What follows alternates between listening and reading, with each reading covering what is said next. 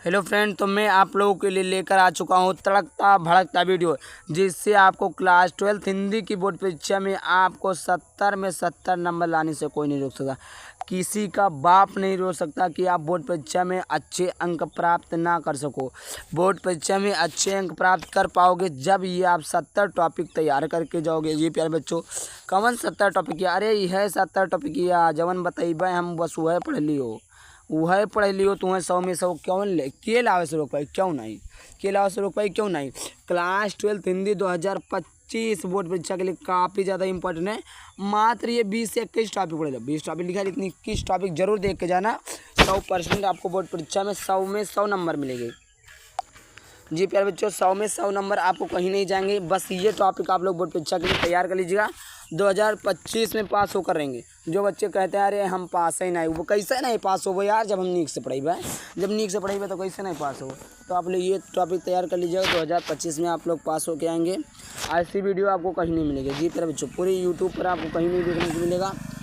पूरी यूट्यूब पर 100% की गारंटी कि आप लोग बोर्ड परीक्षा में पूरी हे लीजिएगा। यूट्यूब आप ना कहूँ नहीं पाओगे।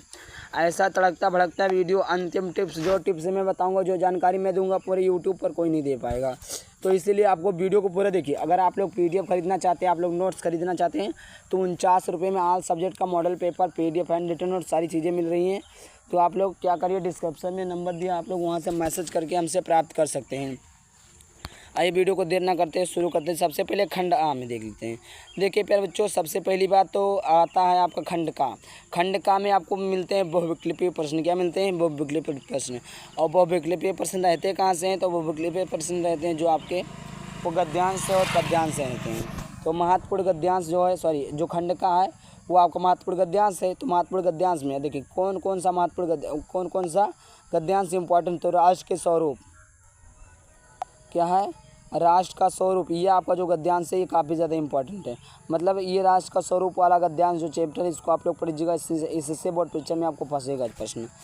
दूसरा आपका है अशोक के फूल। क्या पे बच्चों? अशोक के फूल। ये गद्यांश आपका काफ़ी ज़्यादा इंपॉर्टेंट। जी पे बच्चों, यह गद्यांश काफ़ी ज़्यादा इंपॉर्टेंट होने वाला है। तीसरा आपका भाषा और आधुनिकता। ये भाषा और आधुनिकता ये काफ़ी ज़्यादा इम्पॉर्टेंट है। ये तीनों जो हैं ये काफ़ी ज़्यादा इम्पॉर्टेंट प्रश्न होने वाले हैं, क्योंकि महत्वपूर्ण गद्यांश से हर साल बोर्ड परीक्षा में कहीं ना कहीं ये बोर्ड परीक्षा में देखने को मिलते हैं। आप लोग पेपर मिलाइए, पेपर उठाइए, पेपर देखिए कौन सा क्वेश्चन रिपीट हो रहा है। मैं तो लेकर ही आ रहा हूँ, आप लोग मिला लीजिएगा कि मैं सही बोलता हूँ कि झूठ। ठीक, तो ये काफ़ी ज़्यादा इंपॉर्टेंट है। तो आपको समझ में आ गया कि महत्वपूर्ण गद्यांश क्या है। अब देखते हैं महत्वपूर्ण पद्यांश। देखिए महत्वपूर्ण पद्यांश में आपका पवन दूत का पद्यांश आपको काफ़ी ज़्यादा इंपॉर्टेंट है। श्रद्धा और मनु दो लोग होते हैं। गीत जो है महादेवी वर्मा, गीत जो है क्या है? महादेवी वर्मा। इनका भी काफ़ी ज़्यादा इंपॉर्टेंट है। समझ में आ गया प्यारे बच्चों?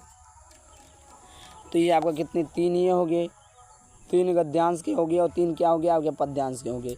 इससे आपको 10 दूनी 20 नंबर देखने को मिलेगा बोर्ड परीक्षा में, 20 नंबर। अब देखते हैं लेखक का जीवन परिचय। जी प्यारे बच्चों, लेखक का जीवन परिचय आपको बोर्ड परीक्षा में 5 नंबर का पूछता है। तो लेखक का जीवन परिचय काफ़ी ज़्यादा इंपॉर्टेंट है।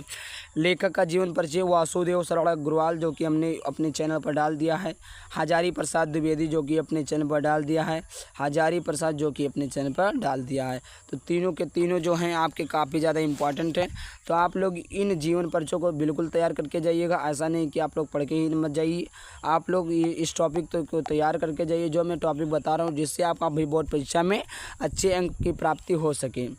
चौथा नंबर का प्रश्न है कि कवियों का जीवन परिचय लिखिए। कवियों का क्या करना है हमें प्यारे बच्चों? कवियों का जीवन परिचय लिखना है। क्या पे लिखना है प्यारे बच्चों? कवियों का जीवन परिचय लिखना है। कवियों का जीवन परिचय पहला है जयशंकर प्रसाद, दूसरा है महादेवी वर्मा। कवियों के जीवन परिचय में जयशंकर प्रसाद है, महादेवी वर्मा है। पांचवा टॉपिक आपका काफ़ी ज़्यादा इंपॉर्टेंट है, पंचलाइट कहानी का उद्देश्य तथा सारांश। देखिए पंचलाइट कहानी का उद्देश्य तथा सारांश काफ़ी ज़्यादा इंपॉर्टेंट है। हर सलिए तो पूछ जाई और यो सलिए पूछ जाई। उद्देश्य तथा सारांश। 6वां नंबर का टॉपिक है बहादुर कहानी का सारांश, उद्देश्य तथा सारांश। 7वां आपका खंड काव्य। अब खंड काव्य कैसे बताइए? खंड काव्य जिला का आधार पर आता है ना, तो खंड काव्य अपने ज़िले के आधार पर, अपने ज़िले के वाइज के हिसाब से आप लोग देख लीजिए खंड काव्य के आधार पर किसका चरित्र चित्रण है, किसका क्या है।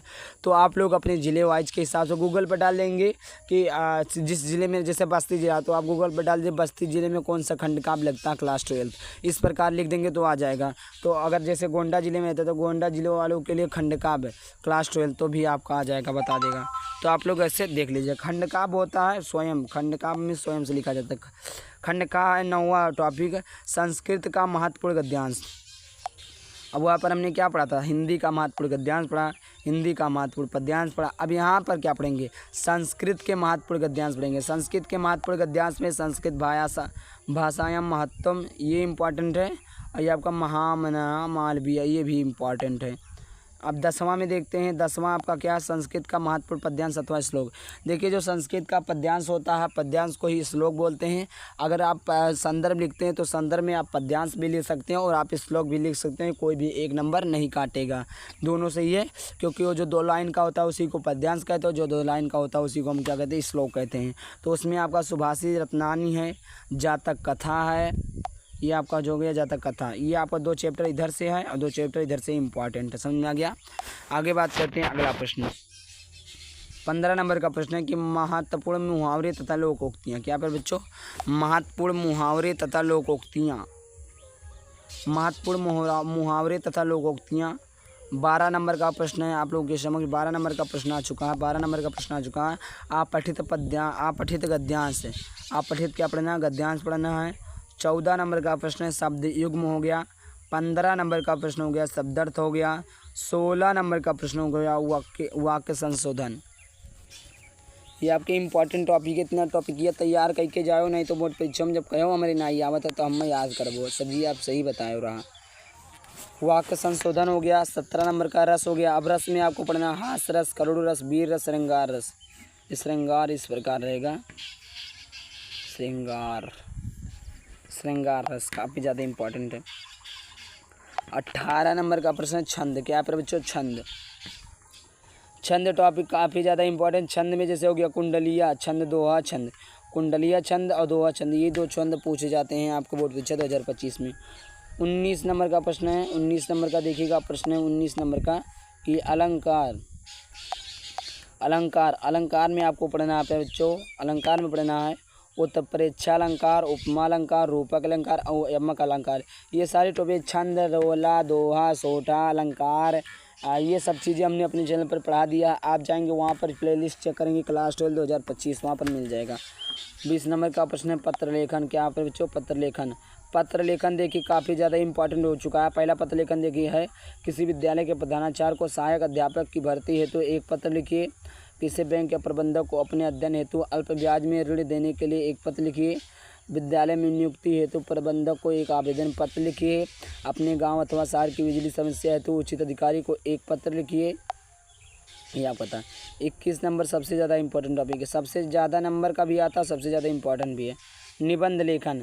पर्यावरण प्रदूषण की समस्या और समाधान, समस्या और आतंकवादी समस्या और समाधान, भारत में बेरोजगारी की समस्या, आज़ादी की अमृत महोत्सव, नई शिक्षा नीति 2020 गुण दोष, मेरे प्रिय लेखक, वर्तमान समाज में नारी की स्थिति या नारी सशक्तिकरण, ये हो गया आपका। देखिए ये जितने भी निबंध लेखक हैं 1 2 3 4 5 6 7 7 को हमने बताया ना, 7 के सातों जो हैं इम्पॉर्टेंट है।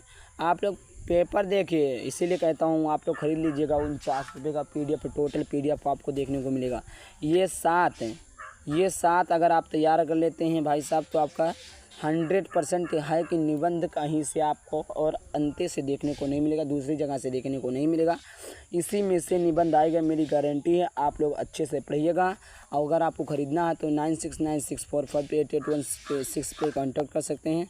किस नंबर पर ना आप लोग कांटेक्ट कीजिएगा, 9696458816, इस नंबर पर कांटेक्ट कर लीजिएगा। जय हिंद, जय भारत।